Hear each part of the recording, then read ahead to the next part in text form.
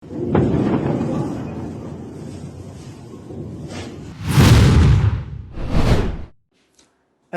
perang Iran-Israel bisa melebar jika Iran benar-benar memutuskan untuk menutup Selat Hormuz yang menjadi urat nadi perdagangan minyak mentah dan gas dunia.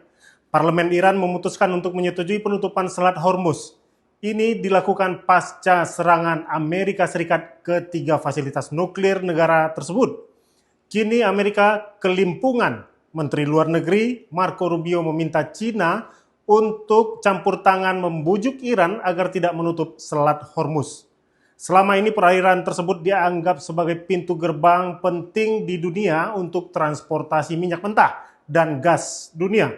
Ia mengatakan bahwa Iran sangat bergantung pada Selat Hormuz untuk mengekspor minyaknya. Jika perairan tersebut ditutup, Rubio menilai Iran sama saja membunuh ekonominya sendiri. Selain itu banyak juga negara lain yang merugi akibat penutupan Selat Hormuz. Akankah China membantu Amerika dan Rusia turut serta dalam eskalasi konflik Timur Tengah ini?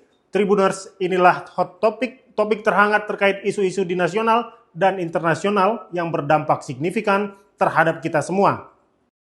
Selat Hormuz menjadi jalur bagi sekitar 20% minyak dan gas global. Sejumlah ekonom khawatir harga minyak dunia mengalami kenaikan tajam jika Iran menutup perairan tersebut. Namun, Parlemen Iran telah sepakat dan setuju bahwa Selat Hormuz harus ditutup. Informasi tersebut disampaikan anggota Komisi Keamanan Nasional Parlemen Iran, Mayor Jenderal Ismail Qausari, pada Minggu 22 Juni. Ini merupakan reaksi Iran atas serangan Amerika ke 3 situs nuklir yang mereka miliki. Iran telah lama menggunakan ancaman penutupan selat itu yang dilalui sekitar 20% permintaan minyak dan gas dunia sebagai cara untuk menangkal tekanan barat yang kini mencapai puncaknya. Al Arabiya memberitakan keputusan untuk menutup selat itu belum final dan belum dilaporkan secara resmi bahwa parlemen telah mengadopsi rancangan undang-undang untuk tujuan penutupan Selat Hormuz. Sebaliknya, seorang anggota Komisi Keamanan Nasional Parlemen, Ismail Qausari, mengatakan saat ini parlemen telah sampai pada kesimpulan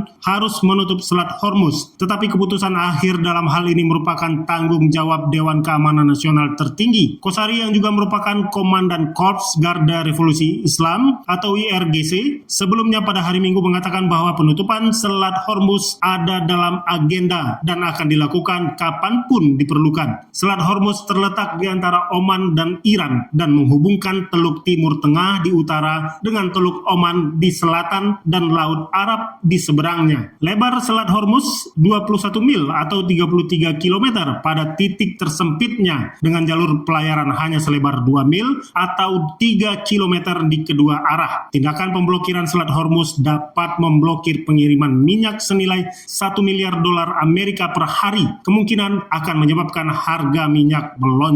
Minyak mentah Brent standar internasional melonjak 3,9% menjadi 80 US dolar per barel pada hari Minggu. Sementara minyak mentah Amerika Serikat naik 4,3% menjadi 77 US dolar per barel. Konflik antara Israel dan Iran telah menyebabkan harga minyak naik turun selama seminggu terakhir ini, yang pada gilirannya menyebabkan pergerakan naik turun di pasar saham Amerika karena naik turunnya kekhawatiran bahwa perang dapat mengganggu aliran minyak mentah global. Iran merupakan produsen minyak utama dan juga terletak di Selat Hormuz yang sempit yang dilalui sebagian besar minyak mentah dunia. Selat ini dangkal sehingga menjadi sasaran khusus penambangan bawah laut. Sementara sempitnya selat ini membuat kapal yang lewat rentan terhadap serangan udara berbasis pantai atau intersepsi oleh kapal patroli atau helikopter. Diberitakan New York Post, Direktur Eksekutif Forum Timur Tengah mengatakan jika Iran kemungkinan besar akan menerapkan strategi asimetris berlapis daripada mencoba melakukan blokade laut secara langsung. Penutupan Selat Hormuz akan berdampak besar bagi negara-negara di Asia. China, India,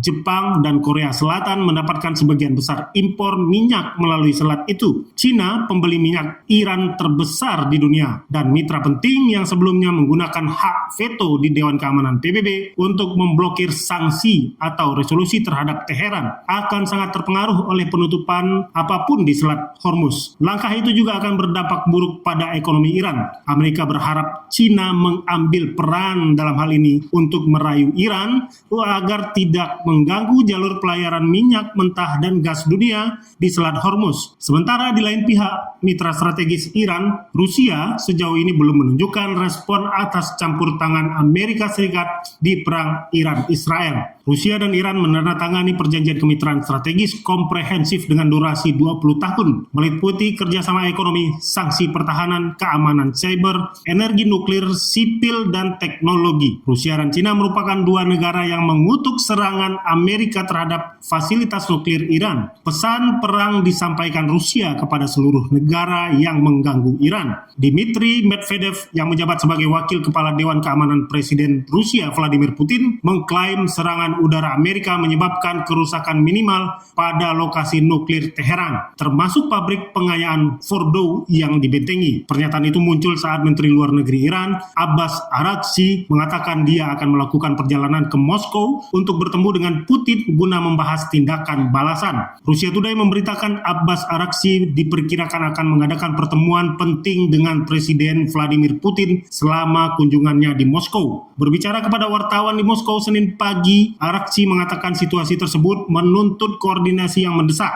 Mengingat situasi luar biasa saat ini di kawasan tersebut, sangat penting bagi Iran dan Rusia untuk terlibat dalam konsultasi yang lebih dekat, lebih tepat, dan lebih serius, ungkapnya. Pernyataan itu seolah sinyal Iran yang ingin meminta bantuan Rusia. Presiden Rusia Vladimir Putin telah berulang kali menyatakan bahwa Iran memiliki hak untuk menggunakan teknologi nuklir untuk tujuan damai. Dalam penampilan di media selama Forum Ekonomi Internasional St. Petersburg (SPIF) minggu lalu, Vladimir Putin menekankan bahwa penyelesaian konflik harus mencakup jaminan keamanan bersama, melindungi hak Iran untuk mengembangkan nuklir secara damai, dan hak Israel untuk mendapatkan keamanan. Kementerian Luar Negeri Rusia menggambarkan serangan udara Amerika di Iran sebagai bentuk pelanggaran berat terhadap hukum internasional dan piagam PBB serta resolusi Dewan Keamanan PBB. Sudah jelas bahwa eskalasi yang berbahaya telah dimulai, yang penuh dengan ancaman lebih lanjut terhadap keamanan regional dan global, kata Kementerian Luar Negeri Rusia. Iran pastinya akan melakukan perlawanan secara maksimal sepanjang stok rudal dan kapabilitas militer mereka masih bisa dipertahankan. Apakah perkembangan terbaru ini akan memicu perang regional? Tampaknya kemungkinan itu kian mengecil melihat sikap dan reaksi negara-negara Arab dan negara Teluk. Israel akan segera mengurangi serangan ke Iran dan mungkin akan berhenti sama sekali setelah Donald Trump membantu membom 3 fasilitas nuklir Iran. Sebaliknya, jika berlanjut, Iran tetap akan sendirian melawan Israel dan Amerika Serikat. Tribuners memasuki minggu kedua perang Israel dan Iran. Drama politik Timur Tengah ini melengkapi lintasan sejarah dunia akan kerentanan yang dimiliki oleh penghuni planet ini. Pertarungan bersenjata dengan korban jiwa dan kerusakan hebat yang ditimbulkannya tetap menjadi pilihan utama kekuatan paling hegemonik di dunia. Donald Trump mendeklarasikan diri sebagai pemimpin Amerika yang cinta damai. Tetapi nyatanya itu sebuah kemunafikan luar biasa. Amerika tidak pernah berubah di tangan siapapun pemimpinnya. Mentalitas